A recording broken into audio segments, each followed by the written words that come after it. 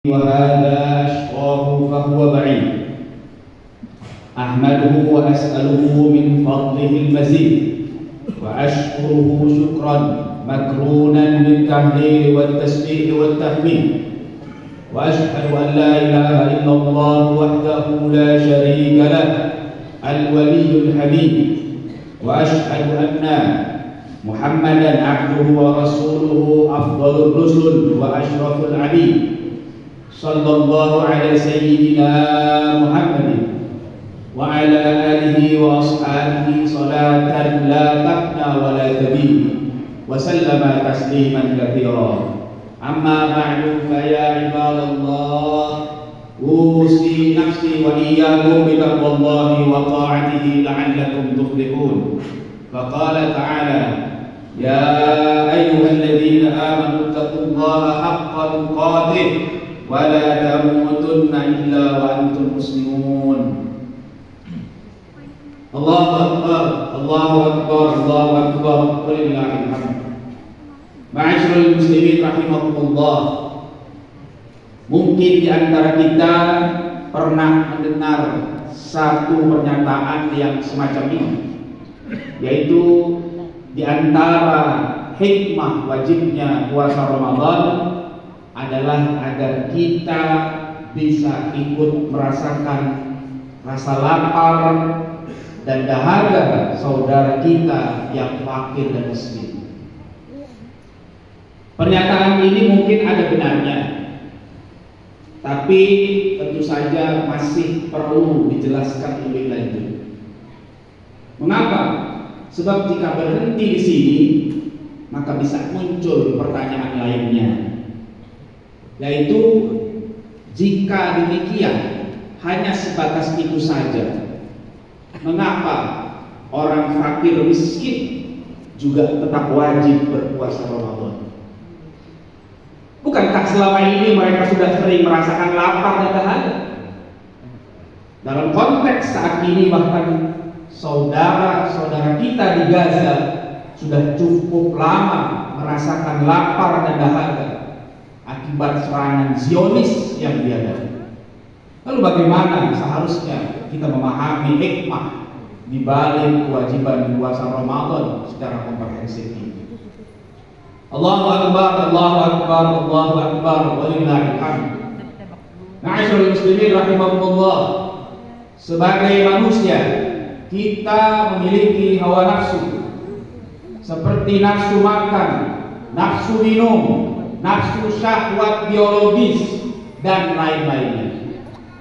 Nafsu ini bukanlah hal yang tercela selama bisa dikendalikan dan diberikan haknya sesuai dengan aturan agama. Jika manusia tidak memiliki nafsu makan dan minum, maka dia akan mati. Jika manusia tidak memiliki nafsu syahwat biologis, maka dia tidak akan mau menikah. Akhirnya populasi manusia pun terancam punah. Oleh karena itu, Nabi Muhammad SAW mengingatkan kita semua melalui sabda beliau, la yu'minu ahadukum hatta yakuna hawahu taba'an lima jitu bihi. Artinya tidak sempurna keimanan seseorang di antara kalian sampai hawa nafsunya mengikuti ajaran yang aku bawa. Allahu Akbar, Allahu Akbar, Allahu Akbar, walillahil hamd. Ma'asyiral muslimin rahimakumullah. Nafsu makan adalah yang pertama kali mesti dikendalikan. Sebab jika tidak, maka akan muncul nafsu lainnya yang lebih besar bahayanya. Al-Imam Al-Ghazali Hujjatul Islam dalam kitabnya Al-Arba'in fi Usuluddin menyatakan fi syarah at-ta'am wa huwa min al-ummahatil 'azimatil darar fid din li'anna al-ma'idah yanbu'u asy-syahawat إذ منها تتشعب شهوة الفرج ثم إذا غلبت شهوة المأكول والمنكوح انشعب منها شره المال إذ لا يتوصل إلى قضاء الشهوتين إلا به وينشعب من شهوة المال شهوة الجاه id ya'suru kasbul mal duna. Artinya rakus terhadap makanan merupakan induk dari segala bahaya yang besar terhadap agama. Karena perut adalah sumber munculnya syahwat, dan syahwat ini kemudian akan melahirkan syahwat seksual. Jika syahwat terhadap makanan dan seksual ini telah mendominasi, maka akan melahirkan sikap rakus terhadap harta. Karena kedua syahwat itu, syahwat makan dan syahwat seksual itu tidak bisa dicapai kecuali dengan harta. Selanjutnya dari syahwat terhadap harta akan melahirkan syahwat terhadap kedudukan, pangkat dan jabatan. Karena harta yang banyak sulit didapatkan bila tidak memiliki kedudukan.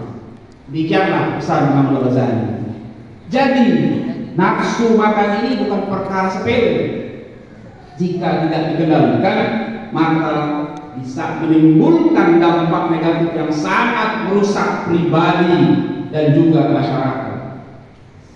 Kemampuan manusia untuk makan sebenarnya ada batasnya. Mungkin ukuran manusia biasa seperti kita cukup satu piring atau lebih sedikit. Begitu juga dengan nafsu seksual manusia. Kemampuan manusia dalam aktivitas seksual juga sangat singkat, tidak lama. Tapi ketika kedua nafsu itu sudah tertanam kuat di dalam diri seseorang, akhirnya dia ingin terus menuruti kemauan nafsunya tadi, bahkan bisa menjadi budak dari nafsunya tadi. Allahu Akbar, Allahu Akbar, Allahu Akbar, walillahil hamd. Ma'asyiral muslimin rahimakumullah. Dorongan kedua nafsu itu kemudian menyeret seseorang untuk mendapatkan harta sebanyak-banyaknya. Tidak peduli lagi halal dan haram. Jika itu terjadi, maka potensi kerusakan yang timbul bisa jauh lebih besar. Jauh lebih besar daripada satu porsi makan, dan jauh lebih besar daripada satu kali hubungan seksual. Tambah besar lagi kerusakannya ketika muncul nafsu kedudukan dan kekuasaan. Semakin tinggi kedudukan dan kekuasaan, semakin lama masanya, maka potensi mendapatkan harta berlimpah semakin besar. Bukan hanya untuk dirinya, mungkin juga tidak akan habis untuk dinikmati 7 turunan. Lihatlah keadaan kita hari ini. Belakangan ini muncul sebagian orang, sebagian manusia yang serakah, yang rakus, yang tamak, gila dunia dan kedudukan. Ambisi duniawi telah menghancurkan dirinya, menyengsarakan rakyat, bahkan merugikan negara. Ratusan triliun negara ini dirugikan akibat keserakahan manusia biadab yang menjadi budak hawa nafsunya tadi. Begitu juga dengan sebagian orang-orang yang gila kedudukan. Segala cara ditempuh agar bisa mendapatkan kedudukan dan jabatan itu. Hilang lagi rasa malu, padahal cara-cara yang tidak beradab yang ditempuhnya itu sudah menjadi rahasia umum, sangat terang, bahkan lebih terang daripada terangnya matahari. Allahu Akbar, Allahu Akbar, Allahu Akbar, walillahil hamd. Ma'asyiral muslimin rahimakumullah, di bulan Ramadan yang lalu Allah Subhanahu wa taala sudah mendidik kita dengan sangat luar biasa. Makanan yang biasa kita makan sehari-hari, nasi, lauknya, sayurnya dan sebagainya adalah halal secara zatnya. Meski halal, tapi kita dididik oleh Allah Subhanahu wa taala untuk tidak menikmatinya kecuali setelah azan maghrib. Artinya apa? Di bulan Ramadan kita telah dididik oleh Allah Subhanahu wa taala untuk meningkatkan kualitas ketakwaan kita kepadanya.